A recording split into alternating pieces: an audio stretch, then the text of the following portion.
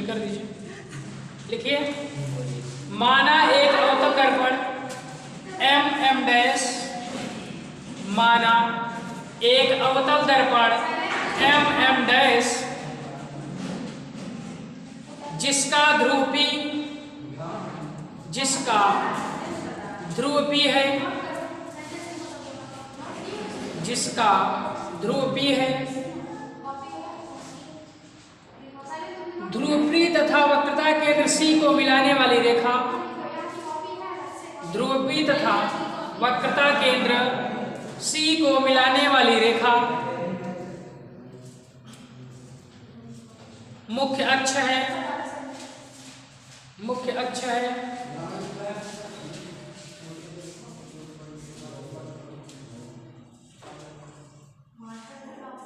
हो गया? आगे लिखिए, मुख्य अक्ष पर किसी बिंदु O पर, मुख्य अक्ष पर किसी बिंदु O पर, मुख्य अक्ष पर किसी बिंदु O पर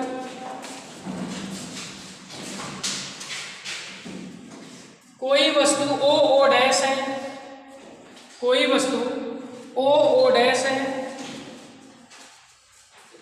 कोई वस्तु OO डैश है,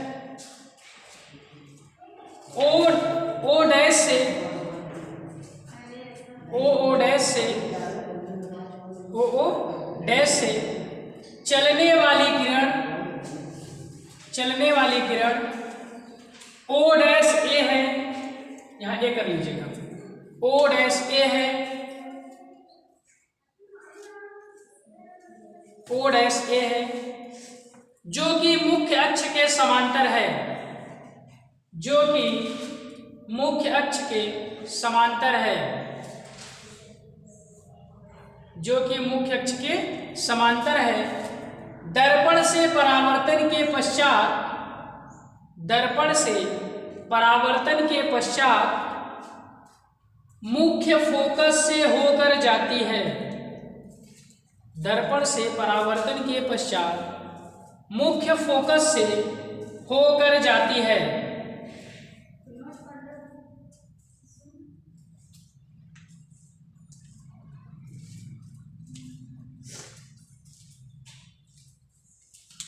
हो गया? दूसरा लिखिए, आगे उसी में लिखिए, बिंदु O डैश से, बिंदु O डैश से एक किरण O dash B, O dash B वक्रता केंद्र से होकर जाती है, वक्रता केंद्र से होकर जाती है, जो दर्पण से परावर्तन के पश्चात, जो दर्पण से परावर्तन के पश्चात उसी मार्ग से वापस लौट आती है, परावर्तन के पश्चात उसी मार्ग से वापस लौट आती है, वापस लौट आती है।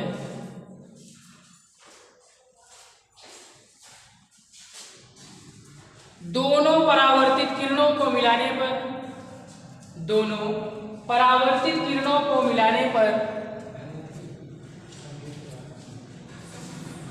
दोनों परावर्तित किरणों को मिलाने पर हमें मुख्य अक्ष पर एक उल्टा एवं, दोनों परावर्तित किरणों को मिलाने पर हमें मुख्य अक्ष पर एक वास्तविक एवं उल्टा प्रतिबिंब प्राप्त होता है, वास्तविक एवं उल्टा प्रतिबिंब प्राप्त होता है, वास्तविक एवं उल्टा प्रतिबिंब प्राप्त होता है। चलिए इधर देखिए, यहां से आप देखेंगे तो PF, देखिए PF, तो सबसे पहले आप लिखेंगे PF, जो PF है वो किसके बराबर है? वो F के बराबर है। चूंकि आपको बताया गया है कि दर्पण के ध्रुव से और फोकस के बीच की दूरी को कहते हैं क्या? फोकस दूरी। पहले ही पढ़ाया गया है ना, इसको दिखाया जाता है स्मॉल f से। अब आपको पता है कि अवतल दर्पण है तो इधर है फोकस दूरी, इधर है, इसका मतलब क्या रहेगा? माइनस रहेगा। क्लियर? ये हो गया PF। फिर आ गया क्या? PC। क्या हो गया? PC। ये है P और ये है C। C है वक्रता केंद्र और ये है ध्रुव। ध्रुव तथा वक्रता केंद्र के बीच की दूरी होती है वक्रता त्रिज्या। क्लियर? अब वक्रता त्रिज्या को दिखाते हैं कैपिटल R से, और ये भी किस में रहेगा? माइनस में, क्योंकि ये किधर साइड? लेफ्ट साइड है, तो लेफ्ट साइड के सभी जो डिस्टेंस रहेंगे वो माइनस में रहेंगे। इतना क्लियर? अब ये आएगा PI ना, तो यहाँ लिखेंगे क्या? PI। अब PI क्या है? दर्पण के ध्रुव से प्रतिबिंब के बीच की दूरी है। प्रतिबिंब यही तो है, तो दर्पण के ध्रुव से प्रतिबिंब के बीच की दूरी को दिखाते हैं V से। किससे दिखाते हैं? V से। तो ये आ जाएगा V और किसमें? माइनस में, इधर ही है। फिर आपका आता है PO। देखिए PO, तो आपका जो PO होता है वो होता है दर्पण के ध्रुव से वस्तु की दूरी। दर्पण के ध्रुव से वस्तु की दूरी। अब PO को दिखाया जाता है U से। किससे दिखाया जाता है? U से। और इधर है तो किसमें होगा? माइनस। इतना क्लियर? सबका क्लियर हो गया? अब हम एक एक समरूप त्रिभुज लेंगे। तो आपको पता है समरूप के बारे में, समरूप सर्वांगसम आप लोगों ने क्लास 10 में पढ़ा होगा। पढ़े हैं मैथ में? नहीं पढ़े हैं?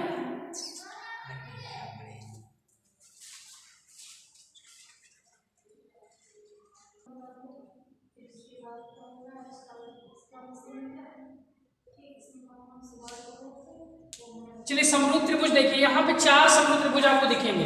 अभी तो केवल 3 दिख रहा होगा, 1 2 3। आप क्या करिए, बिंदु A से यहाँ पर एक लंब डाल दीजिए N। क्या डाल दीजिए? N। तो ये AN हो जाएगा। क्या हो जाएगा? AN। अब आप देखेंगे तो 1 2 3 4 त्रिभुज दिख रहे हैं, तो चारों आपस में क्या होने चाहिए? सर्वांगसम। तो एक एक को लेते हैं हम पहले त्रिभुज लेते हैं O'OC को। किससे लेते हैं? O'OC। क्लियर? तथा समरूप त्रिभुज I'IC। क्लियर? अब इसको अलग करेंगे अगर हम, तो ये हमारा कुछ ऐसा बनेगा। देखिए बन रहा है O' और यहाँ पे ये कॉमन है C और ये I और I'। क्लियर? देखेंगे यहाँ पे भी एक 90 डिग्री, यहाँ पे भी एक 90 डिग्री। सेम दिख रहा है कि नहीं दिख रहा है? यानी ये भी एक समरूप त्रिभुज है, या बोल सकते हैं समकोण त्रिभुज है, और वो भी एक समकोण त्रिभुज है। तो I'। अब आपको पता है कि समरूप त्रिभुज में भुजाओं का अनुपात आपस में क्या होता है? बराबर होता है। यानी एक बार यदि हम ये भुजा लें और दूसरी बार ये लें, तो ये इसके और इसके बराबर होगा। क्लियर? इसका मतलब यानी हम ले O', क्या ले? O' अपान में क्या? I', या O'OC कर सकते हैं ना। O' अपान में क्या? I' या I', ये भी तो बोल सकते हैं। O' बोलिए या I', तो आप डायरेक्ट ऐसे बोलिए O' I'। इतना क्लियर? अब ये बराबर किसके होगा? OC upon IC। इतना क्लियर? यानी आप देखेंगे O' I', OC IC बराबर है। चूंकि क्या है कि समरूप त्रिभुज में जो भुजाओं का अनुपात होता है आपस में क्या होता है? बराबर होता है। तो ये आ गया समीकरण नंबर 1। अब सेकंड त्रिभुज लेंगे, समरूप त्रिभुज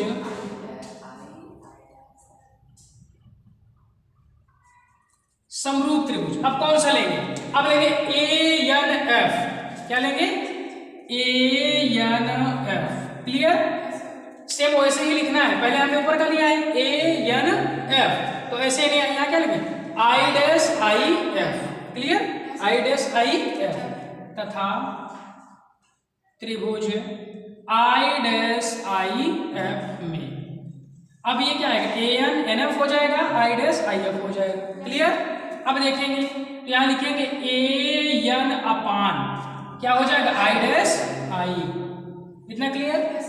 equal to NF upon IF। आप देखेंगे तो AN, जितना AN है उतना ही क्या है? OO' है। दिख रहा है? तो आप यहाँ पे ये लिख सकते हैं कि O' बटे में I' इक्वल टू NF अपान में क्या? IF। इतना क्लियर? अब ये आप यहाँ पे लिख सकते हैं कैसे? चूंकि जो O' है वो बराबर है किसके? AN के। देखिए आपको दिख रहा होगा, जितना ये है सेम टू सेम उतना ही ये है। ऐसा क्यों? क्योंकि O'OAN ये आपका एक कह सकते हैं आयत बन रहा है। क्या बन रहा है? आयत। देखिए ऐसे बन रहा है, तो इसका मतलब इसके बराबर ये और इसके बराबर ये। तो ये इतना क्लियर हो गया आपका। अब इतना क्लियर हो गया, अब हम क्या करेंगे, इसको मान लीजिए समीकरण नंबर 2। क्या मान लीजिए? समीकरण नंबर 2। अब आपको पता है समीकरण 1 और 2 से समीकरण 1 का LHS और इसके LHS के बराबर है। इसका मतलब RHS भी आपस में क्या होंगे? बराबर होंगे। इसका मतलब आप ऐसे समझ सकते हैं, यदि A बराबर B है और B बराबर C है तो क्या A बराबर C नहीं होगा? बिल्कुल होगा, जाहिर सी बात है। यानी अगर इसके बराबर ये है और इसके बराबर ये है तो जाहिर सी बात है ये आपस में क्या होंगे? बराबर होंगे। आप यहाँ लिखेंगे समीकरण 1 व 2 से। अब देखेंगे समीकरण 1 या 2 से हम क्या लिख सकते हैं? OC upon IC। क्या लिखेंगे? OC upon IC is equal to NF upon क्या? IF। इतना क्लियर? अब आप देखेंगे NF यदि अवतल दर्पण का द्वारक हम अति अल्प कर दें, क्या कर दें? अति अल्प मतलब इसको ऐसे छोटा कर दें, तो आप देखेंगे जैसे ही छोटा करेंगे ये पॉइंट मान लीजिए यहाँ आ गया ना। अब यहाँ आएगा तो ये कुछ ऐसा बनेगा। अब मान लीजिए A पॉइंट यहाँ रख दिए तो ऐसे कुछ आएगा। A पॉइंट यहाँ रख दिए, यहाँ आएगा। एक कंडीशन ऐसी आएगी कि N पॉइंट यही आ जाएगा। ये वाला पॉइंट कहाँ जाएगा? यही। और जब ये पॉइंट यही आ जाएगा तो N वाला भी पॉइंट कहाँ जाएगा? यही तो रहेगा, क्योंकि एक बिंदु बन जाएगा। क्योंकि हमने क्या कहा कि द्वारक अति अल्प ले लिया। क्या ले लिए? छोटा ले लिए। तो जैसे ही ये द्वारक अति अल्प होगा आप यहाँ लिख सकते हैं कि यदि दर्पण का द्वारक अति अल्प हो, अति अल्प हो, अति अल्प मतलब बहुत छोटा हो। अच्छा, बहुत छोटा होगा तो जो NF होगा, या ऐसे बोल सकते हैं कि अति अल्प होगा तो जो बिंदु P होगा N के अति निकट होगा, या बिंदु N P के अति निकट होगा। तो आप लिख सकते हैं अति अल्प हो तो बिंदु N, क्या लिखेंगे? बिंदु N P के अति निकट होगा, अति निकट होगा। अर्थात जो NF है, चूंकि NF वो किसके बराबर हो जाएगा? PF के बराबर हो जाएगा। किसके बराबर हो जाएगा? PF के बराबर हो जाएगा। अब हम क्या करेंगे? अब आप लोग पहले इसको नोट कर लीजिए, ठीक है? चलिए अब यहां से देखेंगे NF बराबर क्या? PF। यानी जहां NF है वहां हम क्या रखेंगे? PF रखेंगे। तो आप देखेंगे, लिखेंगे क्या यहाँ पे? ये साइड में करते हैं OC upon IC, OC upon IC equal to, अब यहाँ है NF तो आप क्या लिखेंगे? PF। क्या लिखेंगे? PF।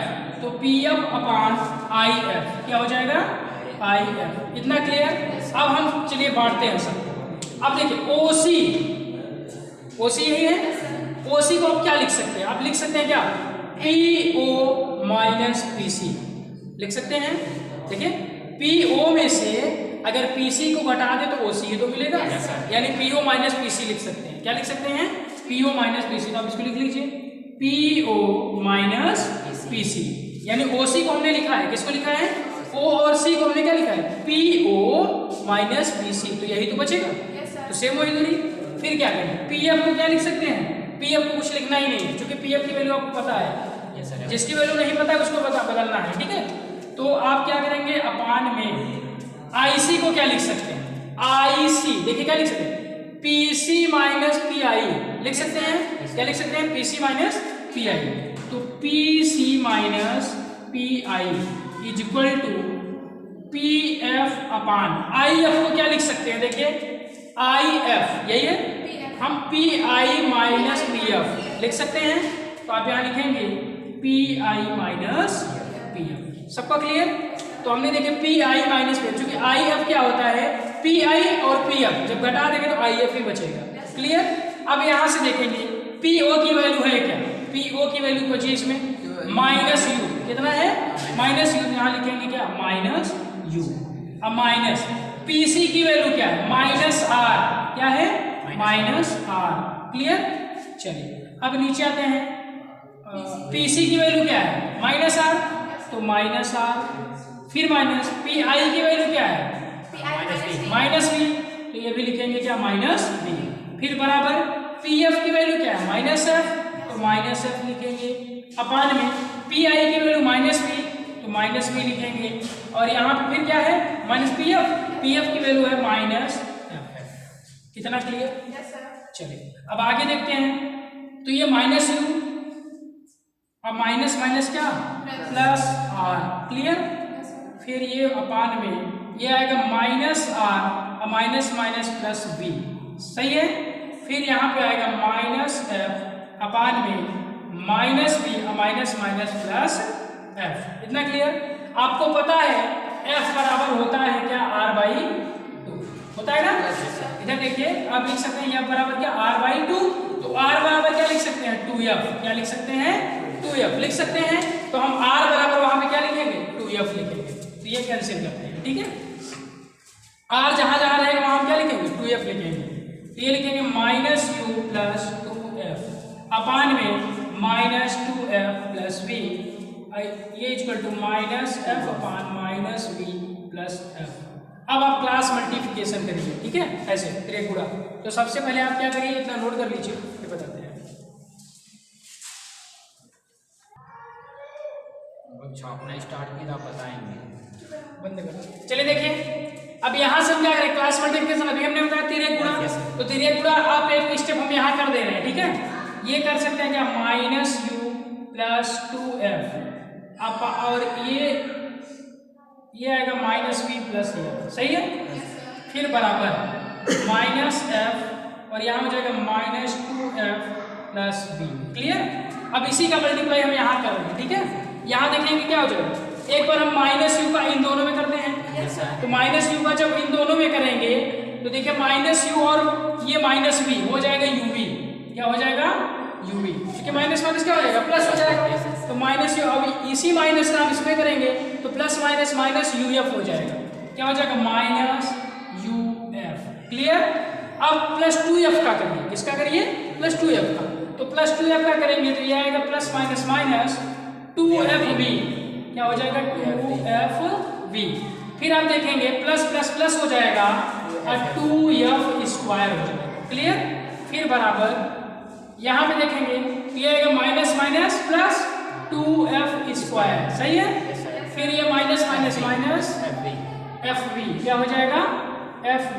आप देखेंगे 2f स्क्वायर से 2f स्क्वायर कैंसिल, क्योंकि दोनों प्लस में है और दोनों उल्टा साइड में, तो जाहिर सी बात इधर है माइनस हो जाएगा, कट जाएगा। तो ये आएगा क्या uv minus uf minus 2fv is equal to minus fv। इतना क्लियर। अब आप क्या करेंगे, कोई घटेगा इसमें, देखिए fv और ये fv आप इधर लिखेंगे uv minus uf minus 2fv, ये इधर आएगा तो प्लस fv हो जाएगा इज इक्वल टू क्या 0, क्लियर। अब ये करेंगे तो लिखेंगे uv माइनस uf। अब आप इधर देखेंगे तो ये बचेगा क्या 2 बचेगा, ये 2 कहाँ बचेगा fv है, ये 2fv है और ये fv है, तो माइनस fv बचेगा, कितना बचेगा माइनस fv बराबर क्या 0।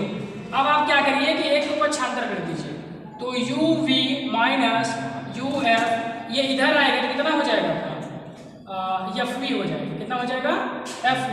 अब आप दोनों पक्षों में uvf से भाग करिए, कहीं पे मिसप्रिंट हुआ है, ठीक है, क्योंकि यहाँ पे प्लस आना चाहिए सर, माइनस में प्लस हो जाना चाहिए, मतलब यहाँ से कहीं कुछ मिसप्रिंट थोड़ा मिस्टेक हुई है, नहीं यहाँ पे प्लस आना चाहिए, क्योंकि तभी ये प्लस में आंसर आएगा, ठीक है। तो आप नोट कीजिए, देखते हैं कहाँ गलत है।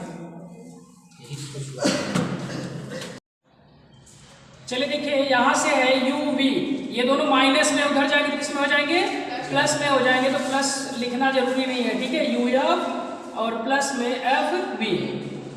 अब हम क्या करेंगे, दोनों पक्षों में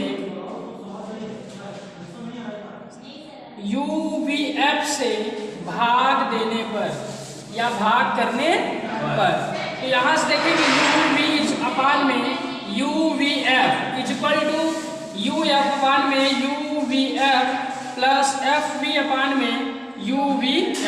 यहाँ से uv कैंसिल बचा क्या 1/f इज इक्वल टू यहाँ से uf कैंसिल बचा 1/v, यहाँ से fv से fv कैंसिल बचा 1/u। यही आपका क्या था दर्पण सूत्र, और इसी का हमको निगमन कराना था, ठीक है, हो गया।